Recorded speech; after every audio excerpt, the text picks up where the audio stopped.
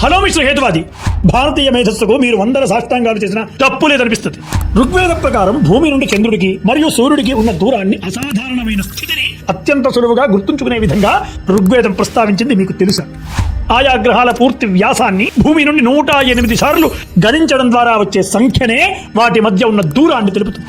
ఇక్కడ సులువుగా వివరించే ప్రయత్నం చేస్తున్నాను. చంద్రుడి పూర్తి వ్యాసం 2160 మైళ్ళు. 2160 ఇంటూ 108 మొత్తం 2,33,000 మైల్స్. పూర్తి భూమి వ్యాసం 8,000 మైళ్ళు. సూర్యుడి వ్యాసం 8,64,000 మైళ్ళు. 8,64,000ను 108తో గుణించగా వచ్చిన సంఖ్య 93 మిలియన్ మైల్స్. కావాలంటే గూగుల్ కూడా చేసుకోవచ్చు. భూమి వ్యాసం 8,000 మైళ్ళు అని చూసాం కదా. అలా సూర్యుడి మొత్తం వ్యాసం 108 భూములతో సమానం. మీకు అర్థమైందా 108కి ఎందుకింత ప్రాధాన్యత? అంతేకాదు, ఇదే కాదు, 108కి ఖగోళ శాస్త్రానికి ఉన్న అవినాభావ సంబంధం అంతా ఇంతా కాదు. ఇది కదా భారతీయ విజ్ఞానం అంటే. ఒకవేళ అర్థం కాకుంటే మళ్ళీ చూడండి, మీ అభిప్రాయాలు కామెంట్ రూపంలో తెలియజేయండి.